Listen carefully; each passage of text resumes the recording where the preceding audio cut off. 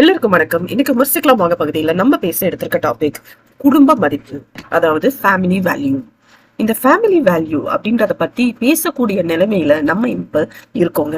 ஆரம்பத்துல எல்லாம் குடும்பம் பாத்தீங்கன்னா எல்லோருமே கூட்டு குடும்பமா இருக்கும்போது ஃபேமிலி வேல்யூ, குடும்ப மதிப்பு அப்படின்றது பசங்களுக்கு தானாவே வந்துடும். ஏன்னா ஒரு பெரியவங்க ஒருத்தர் தப்பு செஞ்சாலும் சரி, பெரியவங்கல்ல தாத்தாவும் சரி, பாட்டியும் சரி, அத்தையோ மாமாவோ, அம்மா அப்பா தான் இல்லை, யார் பெரியவங்களா இருக்காங்களோ அவங்க குழந்தைகளை நல்வழிப்படுத்திட்டு இருந்தாங்க. அப்ப குழந்தைகளுக்கு இது தப்பு அப்படின்றது சிறிய வயதிலே கத்துக்கிட்டதால, சின்னதுலயே அது தப்பான விஷயம் எல்லாம் கிள்ளி எரிஞ்சதால குழந்தைகள் நல்ல குழந்தைகளா வளர்ந்தாங்க. பொய் சொல்றது தப்புன்னும், பெரியவங்களுக்கு மரியாதை கொடுக்கணும்ன்றதும், இதெல்லாம் அவங்களோட பிறவியிலேயே அவங்களுக்கு வந்த மாதிரி சின்ன பழத்த குழந்தைய அவங்க கத்துக்கிட்டு வந்தாங்க. ஆனா இந்த காலத்துல பாத்தீங்கன்னா நம்ம வாழக்கூடிய நியூக்ளியர் வேல்யூ ஆஃப் த ஃபேமிலியில இருக்கும்போது பசங்களுக்கு அம்மா உட்காந்து சொல்லி கொடுத்தாதான் உண்டு, இல்ல அப்பா சொல்லி கொடுத்தாதான் உண்டு. தாத்தா பாட்டி அப்படின்றதே அடுத்த ஒரு குடும்பம் மாதிரி மாறிவிட்ட இந்த காலத்துல பசங்க தெரிஞ்சுக்கிறதும் குறைஞ்சிச்சே வந்துருச்சுங்க.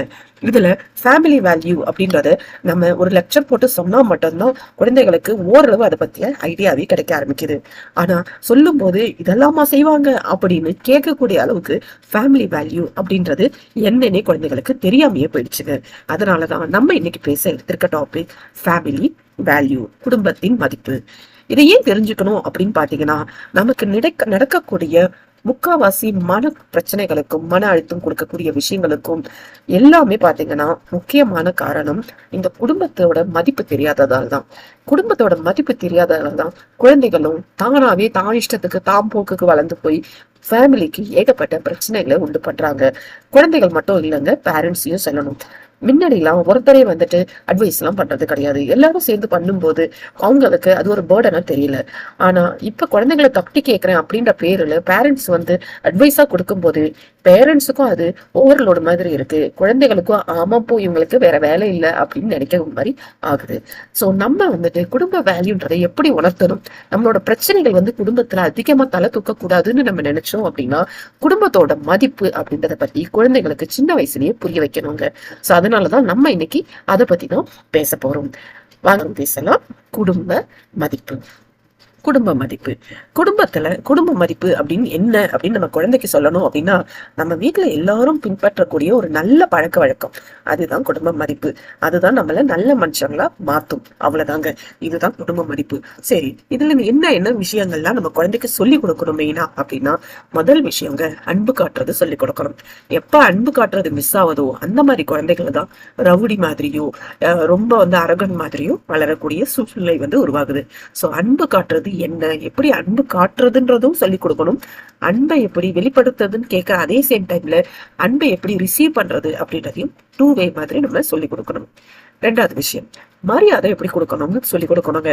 இப்ப இருக்கிற சிச்சுவேஷன்ல பாத்தீங்கன்னா நிறைய ஃபேமிலியில வாப்புன்னு சொல்லி பிள்ளைகள் பேரண்ட்ஸை கூப்பிடக்கூடிய நிலைதான் அதிகமாயிட்டு இருக்கு.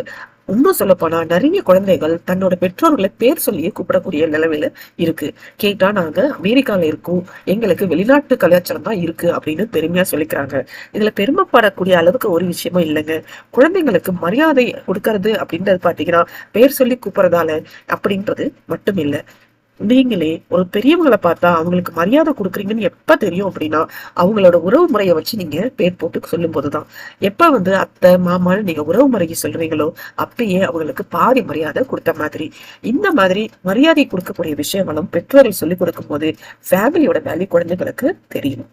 மூணாவது விஷயம், உண்மையை பேசுறதுங்க.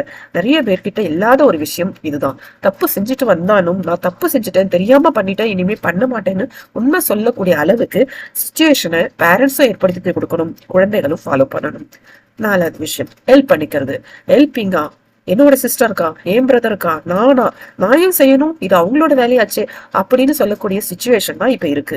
ரெண்டு பேர் சிப்ளிங்ஸ் இருக்க வீட்டுல கூட பாத்தீங்கன்னா ரெண்டு பேருமே இது ஏன் வேலை இல்லை, இது உன் வேலை இல்லை, ஏன் வேலைன்னு சொல்லி இப்படி மாத்தி மாத்தி தள்ளி போட்டுக்கிறாங்க. ஆனா உண்மையிலே பாத்தீங்க அப்படின்னா கூட்டு குடும்பமா இருக்கும் போது ஒரு வேலைன்னு வந்துருச்சுன்னா எல்லாருமே சேர்ந்துதாங்க செய்வாங்க. உன் வேலை என் வேலைன்னு பிரிச்சுக்கிறதெல்லாம் கிடையாது. இந்த மாதிரி தன்னோட வேலையில ஈவன் ஒருத்தவங்களுக்கு நிறைய வேலை வந்துருச்சுனாலும் அவங்க செஞ்சுட்டு இருக்க வேலை ஒன்றும் முடியாத பட்சத்துலையும் மற்றவங்க போயிட்டு அவங்களுக்கு ஹெல்ப் பண்ணி கொடுப்பாங்க.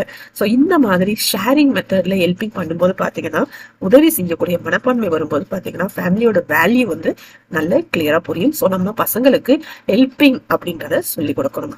இந்த ஹெல்பிங்ன்றத சொல்லிக் கொடுக்கும் போது ஆட்டோமேட்டிக்காவே குழந்தைகளுக்கு தானாவே போயிட்டு ஹெல்ப் பண்ணணும் அப்படின்ற ஃபீலிங் வந்து வரணுங்க. அதுதான் நம்ம பேரண்ட்ஸ் செய்யக்கூடிய சக்சஸான விஷயம். 5வது விஷயம், நன்றி கூறுதல். நிறைய பேர் மறக்கக்கூடிய விஷயம் தேங்க்ஸ் அப்படின்னு சொல்றது. எல்லாத்துக்கும் தேங்க்ஸ் சொல்லணும்னு அவசியம் இல்லைங்க. ஆனா சொல்ல வேண்டிய விஷயத்துக்கு கண்டிப்பா சொல்லி ஆகணும்.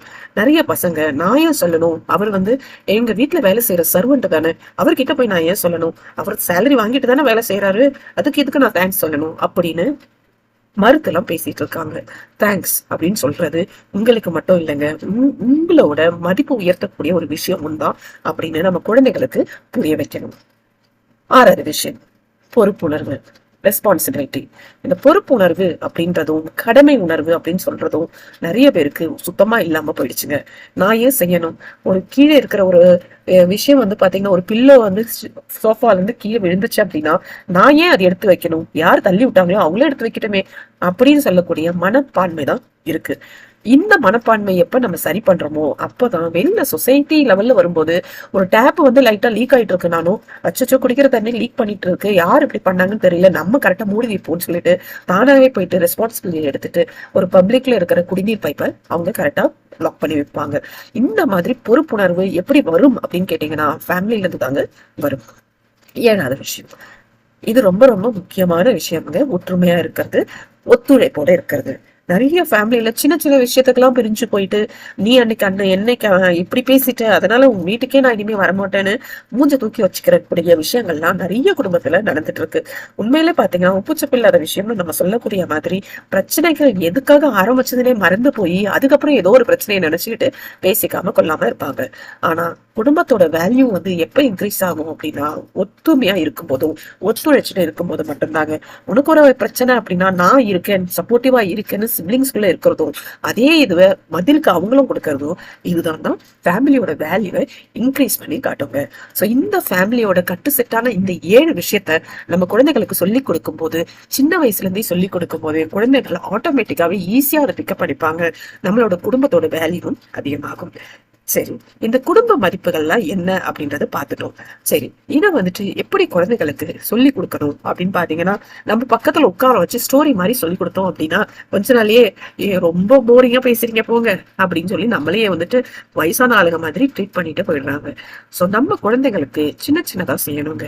ஷேரிங் இஸ் கேரிங் அப்படின்ற மாதிரி அவங்களுக்கு ஸ்கூல்ல சொல்லி கொடுக்கக்கூடிய ஒரு சில லெசன்ஸை வச்சு அதையும் ஃபேமிலி வேல்யூவும் லிங்க் பண்ற மாதிரி நம்ம சில கதைகள் எல்லாம் சொல்லலாம். இப்படி சின்ன சின்ன கதைகள் சொல்லும் போது தனியா கதை சொல்லாம இப்படி சொல்லும் போது குழந்தைகளுக்கு உண்மை பேசுறதோட வேல்யூவும் நன்றியோட இருக்கிறதோட வேல்யூவும் மரியாதையை பத்தியான வேல்யூவும் இது மாதிரி சின்ன சின்ன விஷயங்கள் நல்லா புரிய வரும். போய் சொன்னா என்ன நடக்கும் அப்படின்றத நீங்க ஒரு கதையா சொல்லலாம். இல்ல ஃபேமிலிக்கு வந்துட்டு நன்றி சொல்லணும், இன்க்ளூடிங் பேரண்ட்ஸுக்கு நன்றி சொல்லணும் அப்படின்னும் பசங்களுக்கு ஒரு பழக்கத்தை கொண்டு வரலாம். இல்ல தாத்தா பாட்டிங்க வீட்டுக்கு போனா அவங்களுக்கு ஹெல்ப்ஃபுல்லா என்னென்ன வேலை செய்ய முடியும், தானா ரெஸ்பான்சிபிலிட்டி எடுத்துக்கிட்டு அவங்க கூட எப்படி இருக்கலாம் அப்படின்றத விஷயம் தான் பசங்களுக்கு சொல்லி கொடுக்கலாம். இதை நீங்க வந்துட்டு ஒரு அட்வைஸ் மாதிரி இல்லாம டெய்லி லைஃபோட ஷேர் பண்ணி அப்படி சொல்லும் போது பாத்தீங்கன்னா நெக்ஸ்ட் ஜெனரேஷனை ரொம்ப ஒரு வேல்யூபிள் ஜெனரேஷனா நம்மளால உருவாக்க முடியுங்க. ஸோ நம்மளோட மன பிரச்சனைகளுக்கு தீர்வு வந்து நம்மளே வந்து இப்ப பாத்துக்கிற மாதிரி வருங்கால ஜெனரேஷனும் ஏதாவது ஒரு மன பிரச்சனைக்குள்ள மாட்டக்கூடாதுன்னு நம்ம நினைச்சோம் அப்படின்னா கண்டிப்பா ஃபேமிலி வேல்யூவை பத்தி சொல்லி கொடுக்கணுங்க. இந்த ஃபேமிலி வேல்யூ இருந்தாவே குழந்தைகள் தன்னம்பிக்கையுடைய குழந்தைகளாகவும் நாளைய சமுதாயத்தை ஒரு நல்ல சமுதாயமா உருவாக்கக்கூடிய மனிதர்களாகவும் வருவாங்க. இந்த டாபிக் உங்க எல்லோருக்கும் பிடிச்சிருக்கும்னு நினைக்கிறேன். வேற ஒரு டாபிக்கோட திரும்ப நம்ம மீட் பண்ணுவோம். அது வரைக்கும் எல்லோருக்கும் வணக்கம்.